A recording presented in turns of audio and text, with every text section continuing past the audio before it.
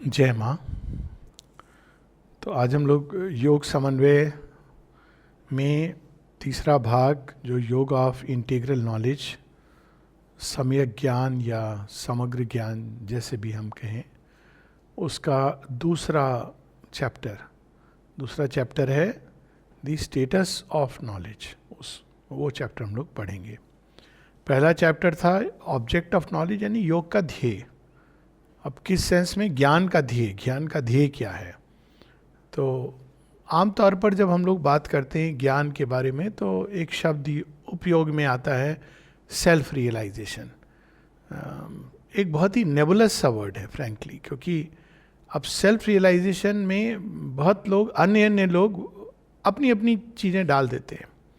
कुछ समय पूर्व किसी ने एक पत्र लिखा, फॉर एग्जाम्पल, कि केवल सेल्फ रियलाइज व्यक्ति ये बता सकता है। तो मैंने कहा कैसे, तुम्हारे क्राइटेरिया क्या होंगे कि कोई सेल्फ रियलाइज है कि नहीं है।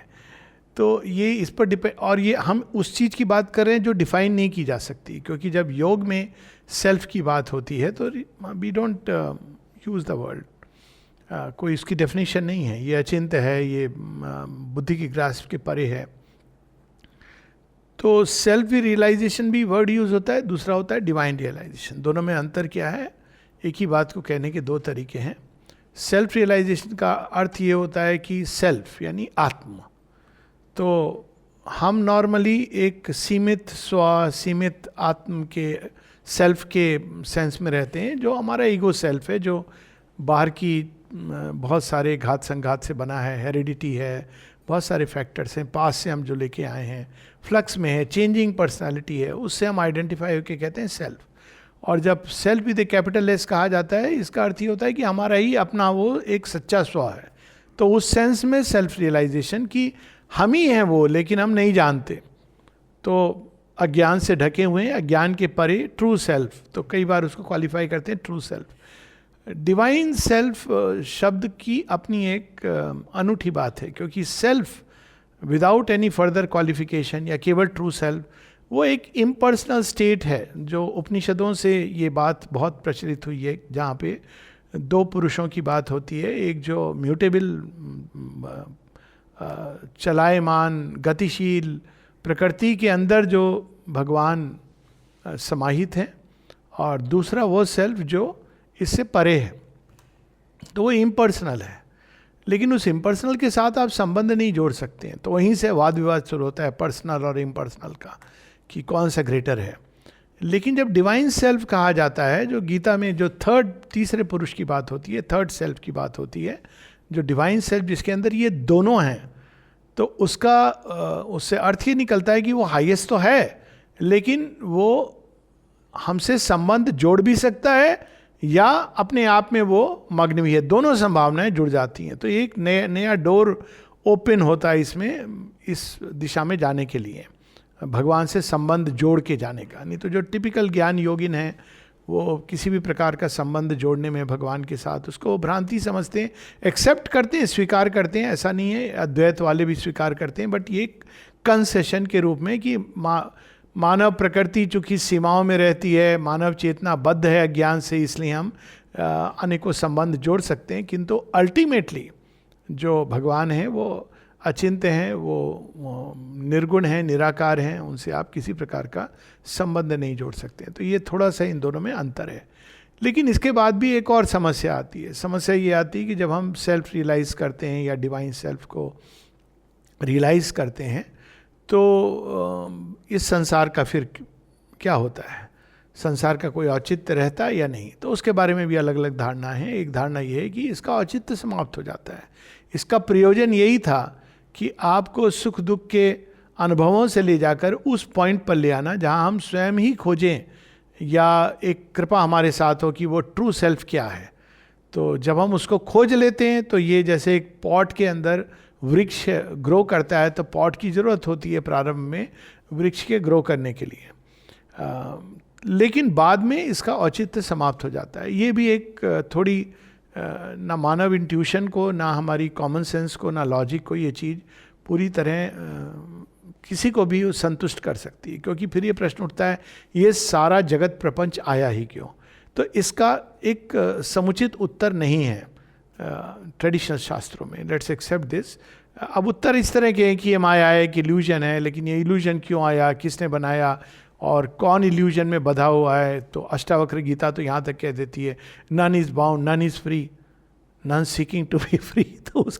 तो ये एक दिमाग के अंदर एक बहुत ही पेचीदा रास्ते में व्यक्ति चला जाता है। और चूंकि हम लोग थॉट के एफर्ट को अवॉइड करते हैं, हम लोग विचारों से के साथ खेलना पसंद नहीं करते हैं, और कई लोग जो ज्ञान योग की दिशा में जाते हैं वो यहाँ तक कह देते हैं कि हो गया, इस आप सोच के ये चीज़ नहीं जान सकते, और उसका अपना एक औचित्य भी है, तो उस पूरी एक्सरसाइज को ड्रॉप कर देते हैं।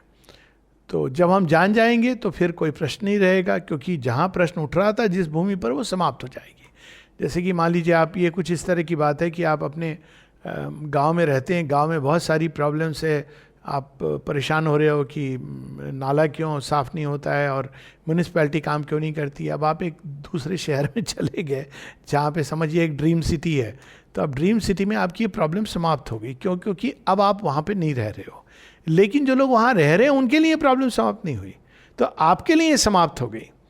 तो देखा जाए एक दृष्टि से तो व्यक्तिगत मोक्ष एक स्वार्थ का एक इल्यूजन, एक लास्ट इल्यूजन, श्री अरविंद माता जी कहते हैं कि जिसको ओवरकम करना होता है। और वो इल्यूजन क्या है कि बस व्यक्ति की मुक्ति। तो जब तक व्यक्ति अपनी स्वयं की मुक्ति खोज रहा है, तब तक इंटेग्रल नॉलेज या वो डिवाइन सेल्फ जिसने इस सृष्टि को और स्वयं को दोनों का ही ज्ञाता है, ये नहीं मिलता। ये नहीं कि अलाउड नहीं है, सीख कर सकता है व्यक्ति, अपने अपने ढंग से खोजता है। तो श्री अरविंद जब इंटेग्रल नॉलेज की बात करते हैं तो उनका जो सेल्फ की भी बात करते हैं, उसमें ये दोनों एस्पेक्ट हैं। एक है पैसिव, जहाँ जैसे कि ट्रेडिशन में कहा गया है कि वो सेल्फ दृष्टा है, सब चीज़ के परे है। सूर्यो यथा सर्वलोकस्य चक्षु ना लिप्यते चाक्षुषे बाह्य दोषा। वो संसार में जो कुछ हो रहा है उससे वो निर्लिप्त है और उससे परे है। तो ये तो है, लेकिन उसी के अंदर से ये सारी सृष्टि निकली है, ऑब्जेक्टिवाइज हुई है। तो उसके अंदर एक डायनामिक साइड भी है जिसको शक्ति, डिवाइन मदर कहा जाए। तो अल्टीमेटली उस सेल्फ के अंदर पुरुष और प्रकृति, ईश्वर और शक्ति, उन दोनों का भेद समाप्त हो जाता है। वो शक्ति उन्हीं की शक्ति है, माया किसकी है? भगवान की ही माया है, और उसी माया ने इस संसार को प्रकट किया है। तो ये एक पार्ट है जो रिकंसाइल करते हैं श्री अरविंद, श्री कृष्ण गीता में भी करते हैं। दोनों अपने अपने ढंग से मोरलेस यहाँ तक पैरेलल है कि ये संसार एक छलना नहीं है, वो भगवान की जो माया है वो उन्हीं की माया है। तो जरूर कोई प्रयोजन होगा, और वो स्पष्ट रूप से गीता में ये प्रयोजन बताया नहीं जाता है, हिंट किया जाता है, कई जगहों पे हिंट किया जाता है। जब श्री कृष्ण कहते हैं कि हाईएस्ट योगी कौन है, और लोक संग्रहार्थ की 2-3 बातें वो करते हैं जहाँ पे वो स्पष्ट होता है कि इसके अंदर कोई बात है जो वो रोक रहे हैं, जो शायद दोबारा आके कहना चाहेंगे। तो इस यहाँ पर श्री अरविंद स्पष्ट करते हैं कि इस संसार का भी एक प्रयोजन है। अब वो प्रयोजन केवल मुक्ति नहीं है। तो अब यहाँ पर श्री अरविंद का वो जो सेल्फ रियलाइजेशन है उसका एक अलग एस्पेक्ट है, यानी जो हम ये सेल्फ है और जो हाईएस्ट सेल्फ है, इसके बीच में ग्रेडेशन है। और जैसे जैसे हम ऊपर उठते जाते हैं, अलग अलग सेल्फ में समाधिष्ट होते जाते हैं, आइडेंटिफाइड होते हैं, वैसे वैसे माता जी जिसको कहती है रिवर्सल ऑफ कॉन्शियसनेस, संसार को हम भिन्न रूप से समझते हैं। तो अब कैसे समझते हैं, इसका एक उदाहरण ले लें कि जब लोग मान लीजिए एक प्रकार से एलोपैथी का एग्जाम्पल लेता हूँ कि बहुत पहले जब एलोपैथी के नाम पे जो लीच क्या जोंक होती है, जोंक से खून चुसवाते थे और उसको कहते थे ये बेस्ट ट्रीटमेंट है। अमेरिका के प्रेसिडेंट को दिया गया था क्योंकि उसको फेरेंजाइटिस हो गई थी। तो अमेरिका का प्रेसिडेंट को जोंक डाल दिया गया, वो खून चूसती थी जोंक। इनको लगता था कि वो पॉइजनस ब्लड चला जाएगा। अब वो ब्लड पॉइजनस और नॉन पॉइजनस दोनों चला गया। और वो ऐसा नहीं कि बिल्कुल इलॉजिकल था, लेकिन ये नहीं किया आप इसको। तो वो जब और कमज़ोर होते गए तो उन्होंने कहा कि भाई ये तो बहुत बीमार हो रहे हैं, इनको और जोंक डाल दो। तो उन्होंने जोंक के अमाउंट बढ़ा दिए और फिर वो मर गए। ये नॉन स्टोरी है। लेकिन अब धीरे धीरे जैसे एलोपैथी का विस्तार हुआ तो आपने उसी चीज़ को एक नए ढंग से समझना शुरू किया। अब खून में टॉक्सिन्स है, ये बात सही थी, क्योंकि वो रक्त विषैला होने का अर्थ क्या है? मान लीजिए उसके अंदर बैक्टीरिया हो गया, खूब सारे बैक्टीरिया चले गए, वायरस चले गए, तो अब अशुद्ध हो गया। लेकिन धीरे धीरे इसका विस्तार हुआ, तो आपने उसी चीज को एक नए ढंग से देखना और नए ढंग से उसको समझना, नए ढंग से उस पर कार्य करना प्रारंभ किया। तो ये जो ग्रेटर सेल्फ है, ये ना केवल संसार के ऊपर है, बल्कि वो ना केवल संसार को एक नए ढंग से समझता है, किंतु वो हस्तक्षेप करता है। यानी जो इंटीग्रल नॉलेज है, उसमें संसार का ज्ञान उसके अंदर सन्निहित है, और ना केवल सन्निहित है, उससे हम संसार की अवस्था को सुधार सकते हैं, बदल सकते हैं, क्योंकि उसके अंदर ज़्यादा शक्ति है। तो ये लॉजिक है जिसके अनुसार श्री अरविंद इंटीग्रल नॉलेज की तरफ हम लोगों को ले आते हैं। तो ये हम लोगों ने पिछली बार पढ़ा था। बड़े सुंदर कुछ वाक्य थे जिसमें श्री अरविंद ये कहते हैं कि he is personal and impersonal and beyond personal and impersonal. कई बार इस पर भी लोगों की बात है। तो एब्सोल्यूट है, वो पर्सनालिटी भी एज्यूम करता है और वो पर्सनालिटी के परे भी है, और दोनों के परे है वो, और फिर भी हर चीज़ में व्याप्त हो जाता है। तो इस तरह की बहुत सारी सुंदर बातें हैं जो हम लोगों ने पढ़ी थी, और इसका लास्ट भाग हम लोग पढ़ेंगे पेज 299 पर, कि लक्षण क्या होता है कि जिसने इस ब्राह्मी स्थिति को प्राप्त किया है। गीता एक चीज बड़ी स्पष्ट करती कि ब्रह्मभूत अवस्था में आप सारे कार्य कर सकते हो।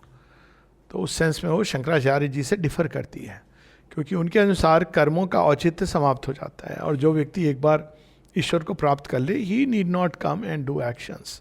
फिर भी कुछ एक्शन जो या तो आपके पुरानी प्रकृति के इम्पल्शन से चल रहे हैं या कुछ लौकिक कर्तव्य है, आप करते हो।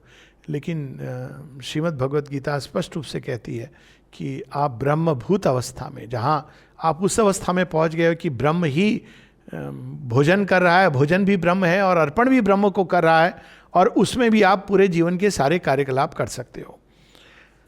तो ये बहुत आवश्यक है, क्योंकि अभी भी भारतवर्ष में बहुत अधिक एक संन्यास प्रवृत्ति है, जिससे भारत को जितना नुकसान हुआ है और हो रहा है।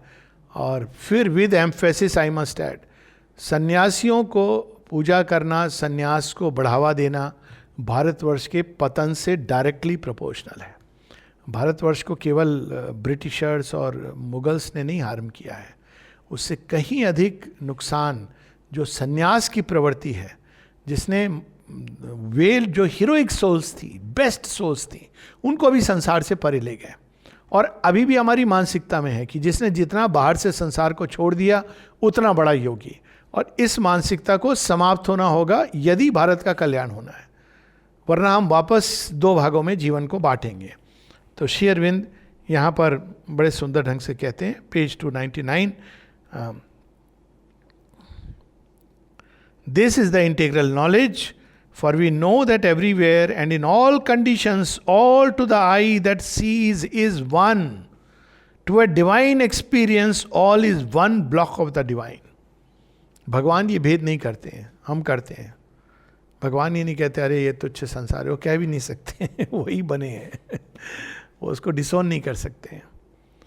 The liberated knower lives and acts in the world not less than the bound soul and ignorant mind, but more. जो मुक्त है, जो ज्ञानी है, वो संसार में और अधिक कर्म करता है, कम नहीं करता है। ये आइडिया कि वो तो दूर हो जाएगा, अलग हो जाएगा, विरक्त हो जाएगा, विरक्ति क्या है उसकी बात बाद में, उसका भी पूरा सब कुछ विस्तार से श्री अरविंद बताएंगे। लेकिन ये जो हमारी धारणा है कि जो संसार में कर्म कर रहा है, और यदि कोई ज्ञानी है भी, वो कर्म केवल एक साधन है ज्ञान का। और दूसरी जो भावना है कि जो हमारी धारणा है कि यदि कोई ज्ञान प्राप्त कर लेता है तो संसार से विरक्त होके बाबा जी बन के बैठ जाता है, उसका ना कोई साथी है, ना संगी है, ना बंधु है, ना माता है, ना पिता है। तो श्री अरविंद यहाँ पे कह रहे हैं कि ना केवल वो संसार में कर्म करता है बल्कि और अधिक करता है। और इसके स्टैंडर्ड लिविंग एग्जाम्पल हैं श्री अरविंद और माँ दोनों के जीवन को अगर हम देखें। और ये वो स्थान नहीं है कि जो कुछ श्री अरविंद ने किया और माता जी ने किया इवन मटेरियल वर्ल्ड में, तो वो अपने आप में एक गाथा है, लेकिन वो कभी और। यहाँ पर हम लोग सिंथेसिस में डूइंग ऑल एक्शंस, ये नहीं कि कुछ करेगा कुछ नहीं करेगा, सर्वकृत। फिर कैसे करेगा? अंतर क्या होगा? Only with A true knowledge and A greater conscient power. वो सारे कर्म जो बाकी सब करते हैं वो करेगा, लेकिन वो सच्चे ज्ञान के साथ करेगा और एक नई शक्ति, नई ऊर्जा के साथ करेगा। यानी अधिक करेगा, लेकिन वो अधिक केवल नंबर ऑफ आवर्स में नहीं है, वो अधिक क्वालिटी में है, क्योंकि वो क्वालिटेटिव बहुत डिफरेंस है। मुझे एक फिल्म की कहानी है, मतलब एक डायलॉग है, मुझे भूल गया हूँ कौन सी पिक्चर है, कौन सी क्या थी क्या नहीं, पर वो डायलॉग बहुत सुंदर था। तो एक व्यक्ति है, कुछ मैकेनिकल कुछ काम था, नहीं हो रहा था किसी से, तो व्यक्ति आता है वहाँ पे, मैं बाकी सब भूल गया हूँ कंटेक्स्ट, लेकिन मुझे याद है कि वो कहता है मैं इसको करता हूँ। वो एक इंजीनियर है, तो वहाँ जाके वो एक हथौड़ा मारता है और वो कुछ करता है, ठीक हो जाता है। तो उसमें कुछ सेकंड लगते हैं। तो जो ओनर है बड़ा इम्प्रेस होता है, बोलता है कितने हुए? कहता है 1000 रुपये। कहता है 1 सेकंड? काम तो तुमने 1 सेकंड का किया, इसके लिए 1000 रुपये? कहते हैं हाँ, काम तो 1 रुपये का है, 999 रुपये ये जानने के लिए कि क्या करना था और कैसे करना था। हम लोग जो मेजर करते हैं काम को, वैसे मेजर करते हैं, कितने आप, कितने मिनट, कितने कैसे आपने, लेकिन एक दूसरा क्राइटेरिया है, दूसरा तरीका है जो भगवान यूज करते हैं। And by so doing he does not forfeit the supreme unity nor fall from the supreme consciousness and the highest knowledge. ये सोचना कि कोई संसार में कर्म कर रहा है तो अरे वो तो नीचे गिर गया, वो बहुत लोगों के अंदर ये धारणा होती है, यहाँ भी होती थी। लोग माता जी को पूछते थे, अरे वो तो चला गया, वो तो अब बस बाहर जाता है। ये माँ ने इसको जगह जगह करेक्ट किया है, लेकिन ये छाप इतनी अधिक है इंडियन मानसिकता में, ये 1-2 साल की नहीं है, हजारों वर्षों की छाप है। पोस्ट बुद्धिस्ट 3000 वर्षों से ऊपर, जिसको शंकराचार्य जी ने कॉन्ट्राडिक्ट करते करते रीइंफोर्स कर दिया अपने ढंग से, और वो छाप इतनी स्ट्रांग है कि अभी भी हम योग को इस दृष्टि से देखते हैं। For the supreme however hidden now to us is here in the world no less than he could be in the most utter and ineffable self-extinction, the most intolerant nirvana। ये शेरविंद की wonderful sense of humour भी है, और देखिए उनका play of words, intolerant निर्वाण। निर्वाण भला इनटॉलरेंट कैसे हो सकता है? लेकिन जब हम ये कहते हैं कि निर्वाण की अवस्था का संसार से कोई लेना देना नहीं है, तो हम यही तो कह रहे हैं कि इनटॉलरेंट, वो संसार को टॉलरेट नहीं कर सकता। ये शेरविंद का अंदाज है। और अब हम आते हैं the status of knowledge. Knowledge की फिर स्थिति क्या है? किस स्थिति को हम कह सकते हैं कि ये ज्ञान की स्थिति है? यहाँ तो उन्होंने ऑब्जेक्ट, ध्येय क्या है, कौन सा, अब स्थिति क्या है, मिलता जुलता है लेकिन फिर भी अंतर है। तो पहली भ्रांति होती है कि जिसने बहुत पांडित्य है, खूब सारे वो मंत्रों को उच्चारण कर सकता है, श्लोकों को बिल्कुल बोल सकता है, जिसको बहुत सारे लोग मानते हैं कि पंडित है, ये सब ज्ञान, लेकिन ये ज्ञान नहीं है। फिर ये हम मानते हैं कि बहुत ज़्यादा इंटेलेक्चुअल एनालिसिस कर रहा है, जो स्क्रिप्चर्स को भी पढ़ा है, उससे रिलेटेड चीज़ों को भी पढ़ा है, वो ज्ञान है। तो शेरविंद कहते हैं वो ज्ञान नहीं है, हालांकि वो एक लेवल पर हमको तैयार करता है। और क्यों तैयार करता है, कैसे तैयार करता है, इसकी भी बात शेरविंद बता रहे हैं हम लोगों को। लेकिन वो ज्ञान का पर्याय नहीं। ये नहीं कि जिसको बहुत ज़्यादा ज्ञान है, हो सकता है कि किसी व्यक्ति ने एक भी स्क्रिप्चर ना पढ़ा हो। कई बार ये बहुत बड़ा एडवांटेज होता है, जब आप स्वयं ही अपने आत्मनिरीक्षण से, आत्म उससे सीकिंग को हाथ में लेके, टॉर्च आपकी क्या होती है? कुछ भी नहीं। तो आपके पास क्या होती है? फेथ होता है, और सीकिंग होती है कि हे भगवान, एस्पिरेशन है, मुझे पता नहीं ये होगा कि नहीं होगा, है भी कि नहीं है, पर कुछ तो है जो मैं खोज रहा हूँ। और सीकिंग होती है, और ये फेथ होती है, श्रद्धा होती है कि अगर सीकिंग है तो उसका कहीं ना कहीं उत्तर है, और उसमें वो चेष्टा कर रहा है, उसको मालूम नहीं है क्या चेष्टा करनी है, लेकिन वो सीकिंग ही उसकी चेष्टा है। कई बार हम सोचते हैं कि ये चेष्टा, वो चेष्टा, लेकिन वास्तव में चेष्टा क्या है? अग्नि, वो सीकिंग, वो है कि नहीं है, ये केवल भगवान जानते हैं। तो ये चीज़ श्री अरविंद स्पष्ट करते हैं। और अंत में बिल्कुल जो हम सब एक तरह से जानते हैं कि एक्चुअल नॉलेज कहाँ प्रारंभ होती है, और इसको हम एक उदाहरण से देते हैं। आपने किताब पढ़ी कि पांडिचेरी में ऐसा है, वैसा है सारा, ये तो एक तरह से हेल्पफुल है। नहीं तो आप कहीं के कहीं पहुंच सकते हो। अगर आप मैप में, अभी पता नहीं मुझे, पर पहली बार जब मैंने पांडिचेरी का मैप देखा था आने के लिए, कोई नहीं था बताने वाला, तो मैप के अंदर 3 पांडिचेरी दिखा रहा था। तो बोला ये कौन से पांडिचेरी जाना है, क्योंकि वो माहे और वो उसको भी दिखाता था। तो आपने थोड़ा पढ़ा, जानकारी हुई थोड़ी भाषा की, it facilitates, no doubt about it. फिर क्या होता है, आप पौंडीचेरी पहुंचे, अब आपका क्या हुआ, कांटेक्ट हुआ। फिर आप गए श्री अरविंद के रूम में, जब पहले जाते थे, श्री अरविंद के चित्र को देखा, उनकी उपस्थिति से कांटेक्ट हुआ, एक प्रकार का दर्शन हुआ वो। तो दर्शन हुआ, भगवान को देखा। लेकिन दर्शन काफी नहीं है। दर्शन के बाद आपको भगवान की चेतना का जागृत अनुभव हुआ। आपने दर्शन किया, बहुत अच्छा लगा, लेकिन वो उनकी चेतना का स्पर्श मिला, चेतना का अनुभव हुआ, और होते होते पूरी तरह जब हम भगवान के साथ आइडेंटिफाइड हो गए, एक हो गए, इसको कहते हैं ज्ञान। इंडियन सेंस में भगवान के साथ एक हो जाना। श्री अरविंद आगे ये भी कहते हैं कि एक होना केवल ज्ञान में एक होना, ज्ञान वर्ड यूज किया है, लेकिन जो ज्ञान, मान लीजिए मैं किसी को कहते ना हम लोग कि जानते हैं, कोई मित्र कहे कि हम आलोक जी को जानते हैं, तो नहीं जानता है वो। क्यों नहीं जानता है? वो कैसे जानता है? मेरी बाहरी पर्सनालिटी को जानता है। अगर वो मेरी बातें सुन ले तो उससे तो जानना नहीं हुआ, वो हृदय को तो नहीं जानता है। हृदय के अंदर क्या भाव है, हृदय मेरा कैसा है, इसके अंदर मलिन विचार हैं, सुंदर विचार हैं, कैसे भाव हैं। तो एक ज्ञान होता है जो भावना के द्वार से भी आता है। क्योंकि अगर हम वो नहीं जाने, केवल भगवान एक सेल्फ है, इम्पर्सनल सेल्फ है, ब्रह्मन है, लेकिन भगवान का हृदय तो नहीं जानना हुआ। फिर भगवान की ऊर्जा कैसे कार्य करती है संसार में, तो ये ज्ञान, एक समग्र ज्ञान की जो बात हो रही है, उसमें ये सब इंक्लूडेड है। God is a being and not just an impersonal state. तो यहाँ पर ये बात बैकग्राउंड है। अब हम लोग पढ़ सकते हैं कि, लेकिन पहले श्री अरविंद ये फिर से एक बार स्पष्ट करते हैं कि जिसको हम लोग ज्ञान कहते हैं, वैज्ञानिक रूप से जो चीज़ों को स्टडी करना, वो केवल एक साइंस ऑफ अपीयरेंसेस है, और इसके द्वारा हम लोग पूरा उस अल्टीमेट ज्ञान तक नहीं पहुंच सकते हैं। ये पेज 301 पर।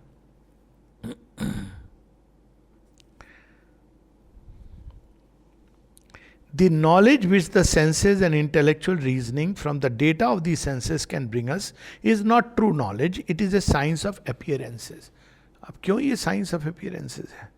साइंस ऑफ अपीयरेंसेस क्यों है? क्योंकि ये हाउ प्रोसेस हमको सारा पता चल गया। हम जीन्स तक पहुंच गए, एटम्स तक पहुंच गए, क्वांटम मैकेनिक्स तक पहुंच गए, कि ये चीज़ ये कैसे बनी है, हाउ पूरा जान लिया। लेकिन what and why we don't know. वह क्या है जो यह बना है, पहले तो हमें ये नहीं मालूम। कोई तो चीज़ है ना जो ये एटम बन गई, वो ओरिजिनल क्या है? इस पर गुत्थी अभी भी वैज्ञानिक इसको कहते हैं दी हार्ड प्रॉब्लम ऑफ कॉन्शियसनेस। अलग अलग नाम दिए हैं लोगों ने कि वो क्या है जो ये बन गया है, ये एग्जिस्टेंस है क्या? दूसरा, क्यों बना है? नहीं भी बनता कुछ भी, जो भी था ओरिजिनल रियलिटी रहती। तो ये, लेकिन हम हाउ जानते हैं। अगेन हाउ ये है कि बाहर से किसी ने क्या किया, मान लीजिए किसी ने किसी के घर चोरी की, या आपको लगा, अगर आप जज हैं तो आप सीधा उस पर नहीं, लेकिन वो कौन है जिसने चोरी की? हु? वो क्या है जिसने उसको इम्पेल किया चोरी करने के लिए? क्यों की उसने ये चोरी जो आपको चोरी लग रही है? तो ये पूरा उसकी टोटलिटी का ज्ञान, केवल प्रोसेस नहीं। तो यहां पर it is a science of appearances, and even appearances cannot be properly known unless we know first the reality of which they are images. अब देखिए बात कैसे बदलती है। अब मान लीजिए कोई कहे कि भाई वो चोर था, एक चोर आया घर में घुस करके उसने, कहोगे क्या चुराया? अब आप बोलेंगे कि घर में घुस के उसने पैसे चुरा लिए। अब आपकी एक सोच एक दिशा में जा रही है, बोले घर में घुस के दिल चुराया। भगवान ये भी करते हैं, इसलिए मैं कह रहा हूँ। तो बात एक दूसरी चीज हो गई है। अब पैसे चुराए तो अच्छा चोर है, नहीं, चुरा के उसने क्या किया, सब में बांट दिए, अपने लिए एक भी पैसा नहीं रखा। अब देखिए आपकी थिंकिंग बदल गई। जो आप चोर कह रहे थे, अब आपकी थिंकिंग बदल गई कि ये तो शायद एक प्रकार का कि न्याय में विश्वास करता है। अब होते थे ना जिनको रॉबर्स कहते थे, इंडिया में एक समय था जब जो फ्रीडम फाइटर्स थे वो ये करते थे। तो आप एक ओर से उनको चोर कह रहे हो, लेकिन दूसरी ओर ये उसका औचित्य रहते थे कि ये जो धन आता था ये हम राष्ट्र की उसके लिए सेवा में लगा रहे हैं। तो ये अब ये मैं कहाँ से कनेक्ट कर रहा हूँ? श्री कृष्ण की स्टोरी से। माखन चोर हैं तो, लेकिन वो चोर शब्द देखिए कितना अद्भुत बन गया है। चौरस्यम, वो जो आई थिंक पंडित जसदेव ने उस पर बहुत सुंदर गाया है। ये वो माखन चुरा रहे हैं। क्यों चुरा रहे हैं? वो हमको सिखा रहे हैं कि तुम केवल अपने आप एक्यूमुलेट करोगे, ये तो अच्छी बात नहीं है। तो वो क्या कहते हैं, हम लोगों ने किया, आपने किया होगा, मेहनत की होगी, लेकिन बांटो सबके साथ। Such a beautiful lesson of divine socialism, not the other socialism. तो ये जो चीज है सत्य है। तो इसलिए वो कह रहे हैं कि appearances cannot be properly known unless we know first the reality of which they are images. This reality is their self and there is one self of all. तभी हम एटम के परे वो क्या सत्य है जो स्वयं को प्रकट कर रहा है। अब लोग कहेंगे ठीक है, तो फिर हम एटम को और प्रोब करते चले जाएं, जीन्स को और समझते चले जाएं, शायद हमको वो सत्य मिल जाए। श्री अरविंद कहते हैं नहीं, क्योंकि फिर भी प्रोबिंग इंस्ट्रूमेंट ये सेंसेस और माइंड है। आप इससे नहीं जान सकते। क्यों? ये तो स्वयं उसका बाई प्रोडक्ट है। तो you cannot know. It is evident that however much we may analyze the physical and sensible, we cannot by that means arrive at the knowledge of the self or of ourselves or of that which we call God. एक बंदर कितना भी देखता रहे एक आदमी को जो कंप्यूटर पे काम कर रहा है, और देख देख के इमिटेट करना भी सीख जाए, हो सकता है वो यहाँ तक स्टडी कर ले कि ये करने से, ए वाला बटन दबाने से वहाँ स्क्रीन पर ए आता है, लेकिन वो ए को जानता नहीं है, ना वो उस मनुष्य को जानता है, लेकिन वो बाकी सब जानता है, उसने सीख लिया है। तो यहाँ पर ये बात आती है कि हम कितना भी प्रोब कर लें, वह उसकी चेतना मनुष्य की चेतना नहीं है, तो कभी नहीं जान सकता कि मनुष्य क्या होता है। तो यहाँ पर वही कह रहे हैं कि जब तक हमारी चेतना सीमित है, इंद्रियों के दायरे में है और लॉजिकल तार्किक मन के दायरे में, तब तक हम भगवान को नहीं जान सकते, रियलिटी को नहीं जान सकते। तो intellect is not that means. अब आगे पेज 302 पे कहते हैं, ए मैन में बी परफेक्ट इन इट, किसमें? इंटेलेक्चुअल एनालिसिस में, and yet be precisely what he was before, accept in the मियर fact of the greater intellectual illumination. हो सकता है कोई व्यक्ति के अंदर पांडित्य हो, लेकिन फिर भी ये जरूरी नहीं है कि उससे उसकी प्रकृति बदली हुई है। The change of our being at which yoga aims may not at all take place. यही बात है, जब श्री रामकृष्ण परमहंस के पास ईश्वर चंद्र विद्यासागर जाते हैं और प्रणाम करते हैं, तो श्री रामकृष्ण परमहंस जितने भी ये होते हैं डेवलप्ड बीइंग, उनकी सेंस ऑफ ह्यूमर बहुत अच्छी होती है। Sense of humour actually is almost in proportion to the degree of intelligence. वो सटल होती जाती है। आप कितने भी मास्टर्स, बुद्ध से लेके श्री अरविंद तक, और इसीलिए वन रीज़न कि भाई गांधी जी कहीं से महात्मा नहीं थे, सॉरी फॉर दैट, इसको कि उनकी सेंस ऑफ ह्यूमर थी ही नहीं। आप देखो उनको हमेशा एक सीरियस, एक बड़े रिजिड माइंड सेट के अंदर। Look at the sense of humour of Shri Ramakrishna. जब विद्यासागर आते हैं तो कहते हैं, अरे आज सागर कैसे एक नाली के पास आ गया नाम में है ना विद्यासागर। वो भी केवल पंडित नहीं है, आए हैं श्री रामकृष्ण के पास विनम्रता के साथ। कहते हैं नाला हो या कुछ भी हो, जब वो भर जाता है और सागर की तरह उफान लेने लगता है, फिर क्या अंतर रहता है सागर में या नाले में। What a wonderful thing. तो ये इट इज़ ट्रू, क्योंकि कई बार हम लोग इससे बहुत भ्रमित हो जाते हैं। कोई कितने लेक्चर दे रहा है, कितना पढ़ा लिखा है, इट इज़ नॉट नेसेसरी कि वो व्यक्ति नेसेसरली रियलाइज्ड है। इन दोनों में अंतर है। तो फिर क्या हम लोग उस दिशा में नहीं जाएं? इसका एक दूसरा भी, लोगों के अंदर एक सिंड्रोम है, मेरा अपना कॉइन किया वर्ड है आइदर और या तो ये या वो, क्योंकि माइंड वैसे ही ऑपरेट करता है कि ये तो ट्रांजिएंट है और वो परमानेंट है, तो या तो ट्रांजिएंट या परमानेंट। लेकिन सुपर माइंड ऐसे ऑपरेट नहीं करता है। तो फिर एक कंक्लूजन लोग निकालते हैं, हाँ पढ़ने लिखने का क्या ज़रूरत है। कोट करते हैं कबीर को आउट ऑफ कंटेक्स्ट, 2.5 अक्षर प्रेम का पढ़े सो पंडित होए। सही बात है, बाय द वे वो 2.5 अक्षर प्रेम का पढ़ना बहुत कठिन है। लेकिन अब यहाँ पे बात आती है कि तो फिर क्या पढ़े नहीं, इंटेलेक्चुअल एनालिसिस नहीं करे, इन चीज़ों का तो कोई लाभ नहीं है। श्री अरविंद बता रहे हैं It is true that intellectual deliberation and right discrimination are an important part of the yoga of knowledge.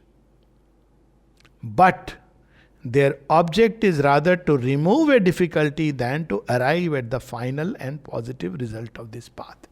जरूरी है. नॉलेज ऑब्स्टिकल भी रिमूव करती है, विघ्न कर हरता. पहले तो आप ऑब्स्टिकल रिमूव करोगे ना. कई बार लोग ये पूछते हैं, अब लोगों की तो अपनी अपनी थ्योरीज हैं, गणेश जी को क्यों माना गया अग्र पूज्य, मैं उसमें नहीं जाना चाहता हूँ, सबकी अपनी श्रद्धा, अपना अपना ज्ञान. लेकिन देखिए उनका रोल क्या है, विघ्नहर्ता. अब वो किस पावर से करते हैं, जब भी आप देखें बुद्धि से. जैसे मूसक का आप देखिए कि वो ठीक जानता है, वो पर्वत के अंदर छेद कर सकता है, उसको पता है कि कौन सा वीक स्पॉट है. अब अगर आप नॉलेज के रास्ते में आने वाली चीज़ों को एक्सक्लूड नहीं करोगे तो आप आगे जो हायर नॉलेज है वो नहीं आ सकती है. जैसे ही आएगी आपका माइंड उसको पकड़ करके डाउट में उलझ जाएगा, क्योंकि आपको ये लगेगा कि भाई ये भी कैसे, वो भी कैसे, ये कैसे हो सकता है. तो ये जो इंटेलेक्चुअल डिस्क्रिमिनेशन, अब यहाँ पर साधारण तर्क की बात नहीं कर रहे हैं, डिसर्निंग माइंड, बुद्धि जिसकी बात श्री कृष्ण करते हैं, वो आपके मार्ग से बहुत सारी बाधाओं को दूर करता है. That is the function of Ganesh ji, and that is how he is अग्र पूज्य. आप इन बाधाओं को रख के आप सोच रहे हैं कि भगवान की ओर आपको अनुभव तो हो जाएगा. हो सकता है कुछ अनुभव हो जाए, ये नहीं कि अल्टीमेट अनुभव नहीं होगा, कुछ अनुभव हो सकता है, लेकिन वो अनुभव कभी भी पूरी तरह आपकी चेतना आत्मसात नहीं कर पाएगी. तो इसलिए इसका काम क्या है, their object is rather to remove a difficulty than to arrive at the final and positive result of this path. पूर्ण ज्ञान आपको नहीं मिलेगा, लेकिन उसका अपना. Our ordinary intellectual notions are a stumbling block in the way of knowledge, for they are governed by the error of the senses, and they found themselves on the notion that matter and body are the reality, that life and force are the reality, that passion and emotion, thought and sense are the reality. And with these things we identify ourselves, and because we identify ourselves with these things, we cannot get back to the real self. बड़े simple terms में हमारे notions हैं भगवान के बारे में, दुनिया के बारे में. कहते हैं भगवान सबके अंदर, एक वैज्ञानिक तो हंसेगा, सबके अंदर मतलब क्या, एटम होगा. ये हम नहीं समझ सकते कि 3 डायमेंशन के परे भी संसार है. जैसे ही आप 4th डायमेंशन को इंक्लूड करोगे ये बात, प्रॉब्लम सॉल्व हो जाती है. लेकिन ऑर्डिनरीली हाँ हो सकता है सबके अंदर, तो फिर वो एटम होगा या कोई सब एटमिक पार्टिकल होगा.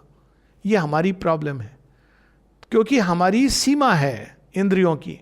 अब जो ये न्यू नॉलेज जो अब गणेश जी, अब समय, अब गणपति जी का चल रहा है समय दिन, तो वो क्या करेंगे, आपके अंदर से ये ऑब्स्टेकल निकाल देंगे. तो जब ये ऑब्स्टेकल चला गया तो आप ये ऑटोमेटिकली कि there are many dimensions and divine is beyond all dimensions and yet in all dimension, क्योंकि dimensions are a question of perception. खत्म हो गई बात कि ये तो हमारी परसेप्शन की सीमा है, हमारी कैलकुलेशन की सीमा है. लेकिन रियलिटी तो ऑब्वियसली उसके परे है, वो एक्सप्रेस कर रही है. जो अब कोई भी व्यक्ति जिसके अंदर, अब ये कोई ज़रूरी नहीं कि वो व्यक्ति टिपिकली पूजा कर रहा हो गणेश जी की. ऐसे साइंटिस्ट हैं जिनके अंदर ये भाव आ गया, क्यों, कृपा है, उनके अंदर ये ऑब्स्टिकल चला गया. वो लिमिटेशन, वही जैसे आइदर और, एक लिमिटेशन हो गई कि भगवान या तो यहाँ है या तो वहाँ है. लेकिन वो देखिए आप कि भगवान तो यहाँ भी है, वहाँ भी है, इसके परे भी है और इस सब में भी है. और बहुत सारी कहानियां हैं बाई दिव्य गणेश जी की, जहां उनकी तीव्र कुशाग्र बुद्धि से उन्होंने चीजों का हल निकाला. ये गणेश जी की कहानियों में आती है. शिव जी नहीं करते हैं ये सब. शिव जी तो सीधा देख लिया, यस और नो. कृष्ण जी नहीं. कृष्ण जी कैसे करेंगे, लीला घुमा के असुरों को किधर ले जाएंगे, वहीं अपनी मृत्यु के द्वार तक ले जाएंगे. ये नारायण का तरीका है.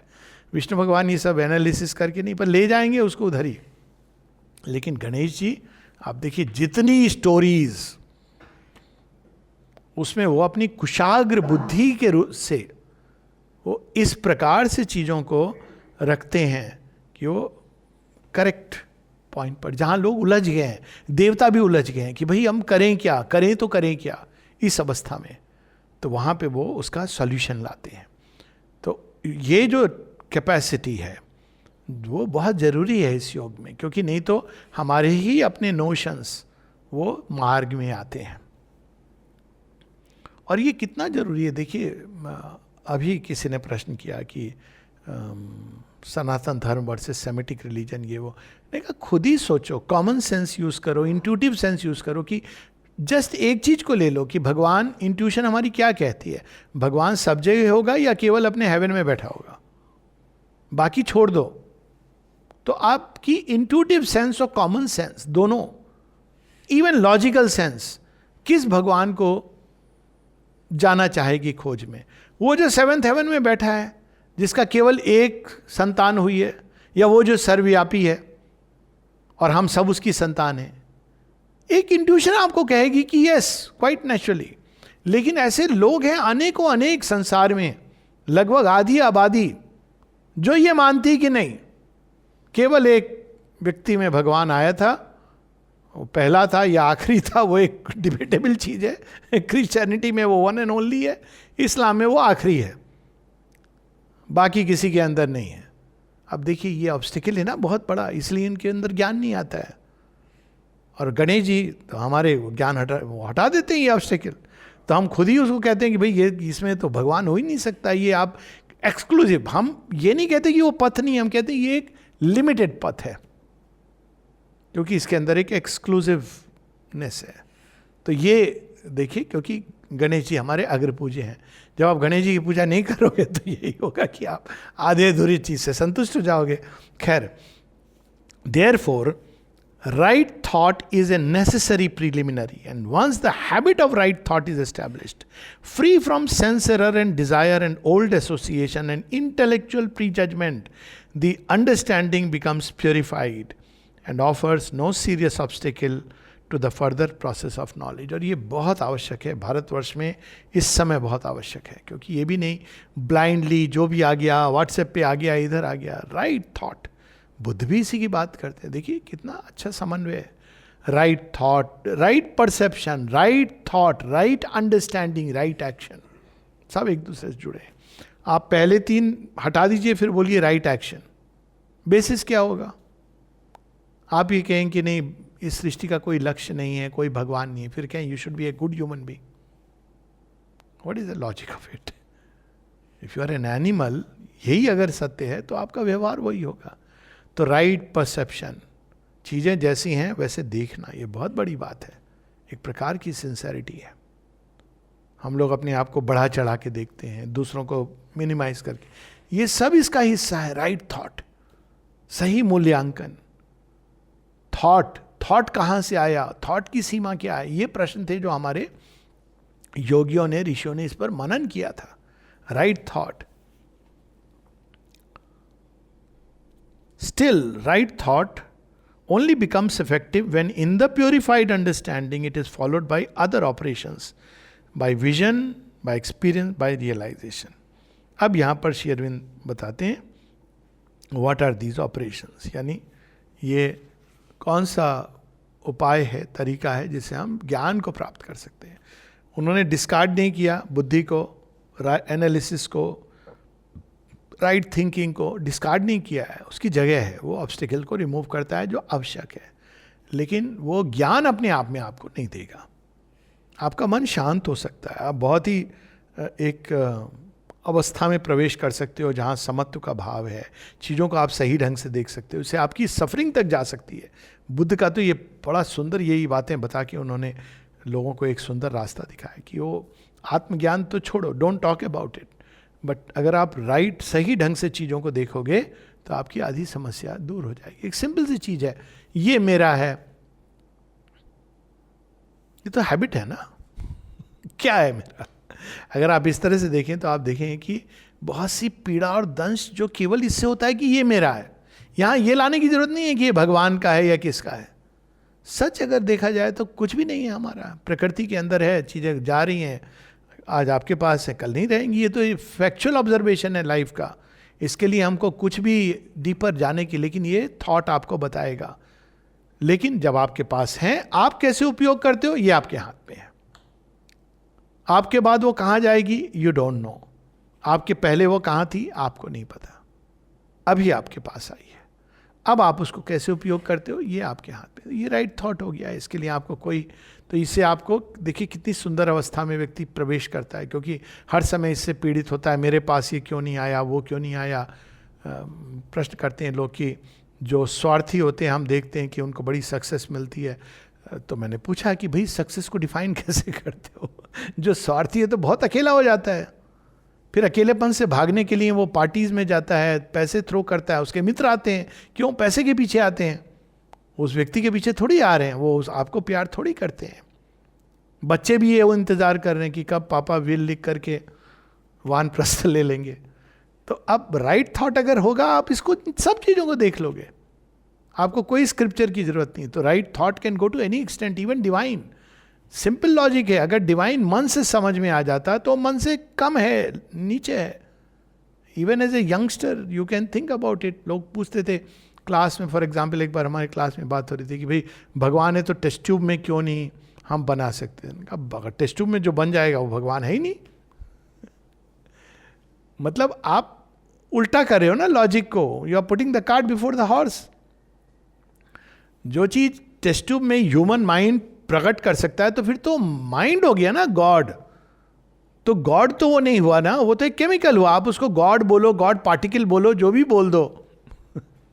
जो पीनियल ग्लैंड में, अभी भी देखिए लोग करते हैं इस तरह की बात, पीनियल ग्लैंड में भगवान है। जो पीनियल ग्लैंड में डिपेंड करता है वो तो भगवान, आप उसको बोल रहे हो भगवान, लेकिन आपने तो क्या कर दिया, माइंड को फिर सुपीरियर कर दिया।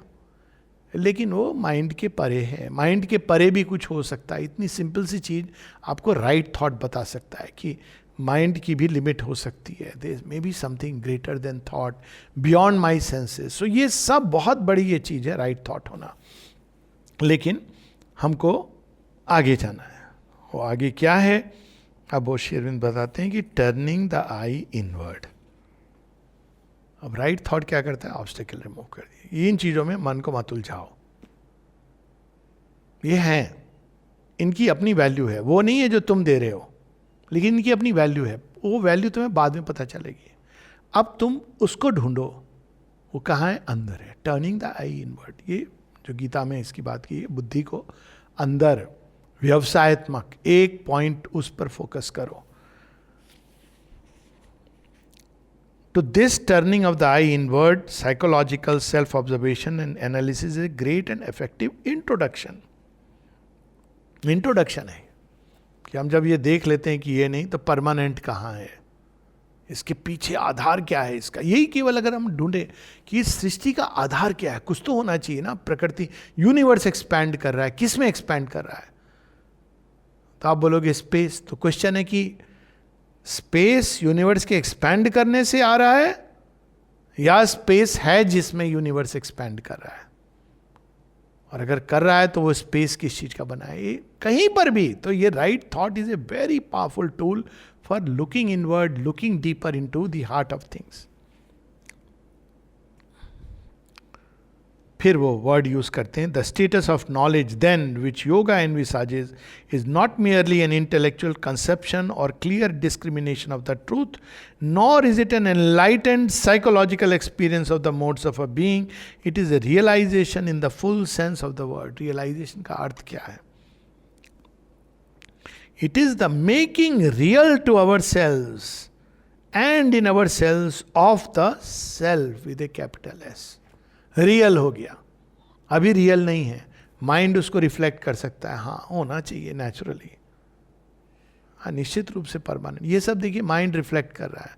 हो सकता है उसका एक आभास भी हो जाए। लोग कई बार कहते हैं जैसे लेक जब शांत होती है, बिल्कुल मूवमेंट नहीं है, तो चंद्रमा का भाषित करती है। हाँ लेकिन वो चंद्रमा थोड़ी है, आप उससे थोड़ा सा एक चंद्रमा की आभा, but moon is the moon. तो जब रियल हो जाए आपके लिए भगवान, तो वो सेल्फ है। इस हद तक रियल हो जाए कि आप स्वयं पर डाउट कर सकते हो, लेकिन ये डाउट नहीं कर सकते कि डिवाइन एग्जिस्ट। तो इतना real. This realisation consist of 3 successive movements: internal vision, complete internal experience and identity. Internal vision, दृष्टि, किसी ना किसी रूप में आपको ग्लिम्स करना है। अब ये दृष्टि ये नहीं कि आंख से आपने देख लिया, वो भी है, लेकिन आपने किसी ना किसी रूप में, जैसे फॉर इंस्टेंस दृष्टि, आपने माता जी को देखा, अभी it can apply to anyone, हम महर्षि अरविंद को देखा, और आपको ये अंदर में आभास हुआ या एक ज्ञान का उदय हुआ या जो भी आप कहें कि भगवान है, या आपने कैसे मालूम है? This is one kind of दृष्टि जो आवरण को चीर के उसके पीछे के सत्य को प्रकट कर रही है। इसीलिए इसको कहा गया दर्शन। Darshan is not just standing in a queue. Darshan is जब आपने दृष्टि डाली तो आपको वहां पे भगवान की उपस्थिति किसी ना किसी लेवल पर, किसी ना किसी रूप में दिख गई। उसके बाद आपको डाउट नहीं होगा, इट बिकम्स रियल। उसके बाद आप जब भी मिल रहे हैं श्री अरविंद माता जी से जिस भी रूप में, आपको ये डाउट नहीं है कि वो भगवान है, ये दृष्टि है। इसके कई उदाहरण हैं, इसमें डायरेक्ट, प्रत्यक्ष या परोक्ष दोनों होती हैं।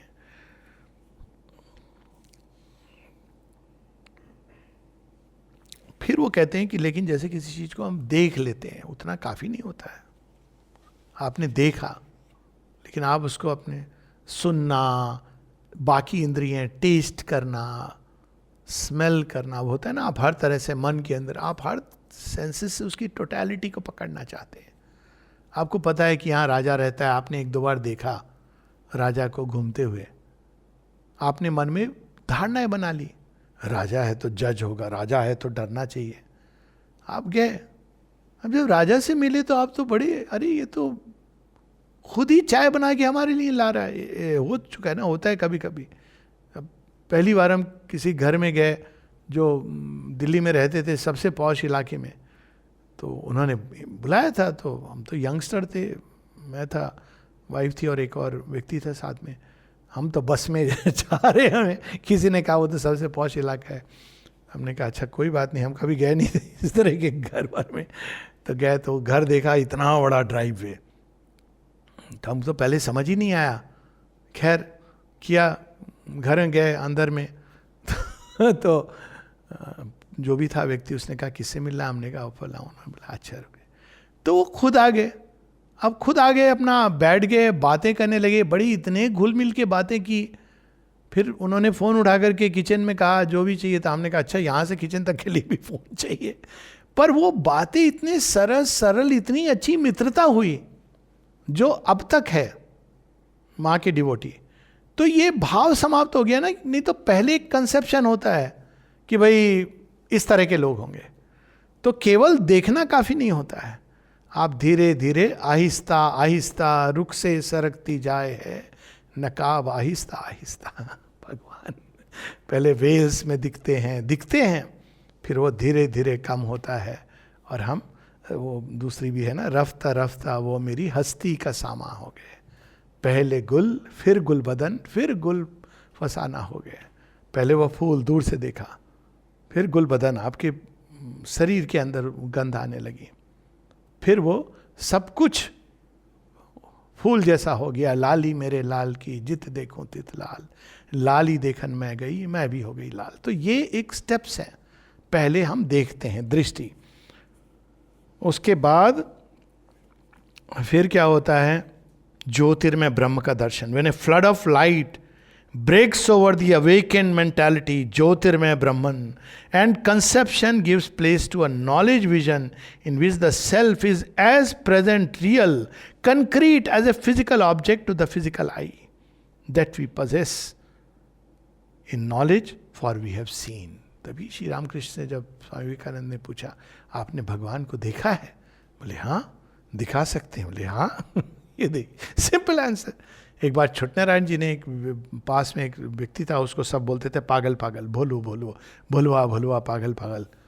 तो एक दिन उनके मन में आया मैं पूछूं इससे, हायर सेकेंडरी में थे, जाके पूछते हैं देखो तुम सच में पागल हो क्या? डायरेक्ट क्वेश्चन, कोई ऐसे ही घूमता रहता था पागल जैसा। तो रुक गए, मुड़ के देखा, फिर बोले नहीं हम पागल नहीं हैं। तो उन्होंने कहा फिर तुम क्या करते हो, क्या देखते हो? वो हंसने लगा।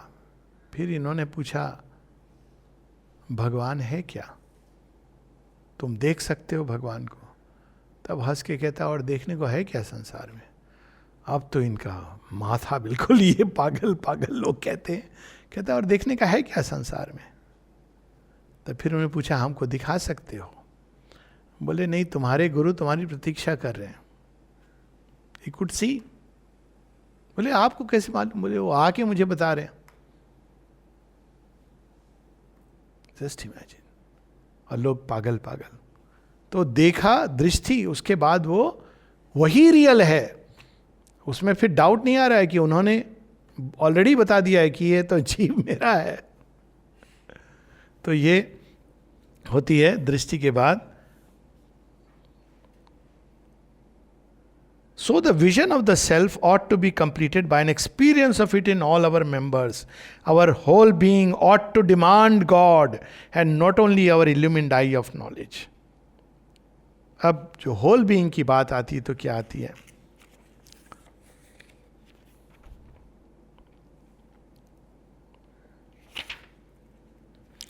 We can have an emotional experience of the self through love. अब देखिए जो टिपिकल ज्ञान योगी इसकी बात ही नहीं करेंगे, क्योंकि ये तो अलग पथ है।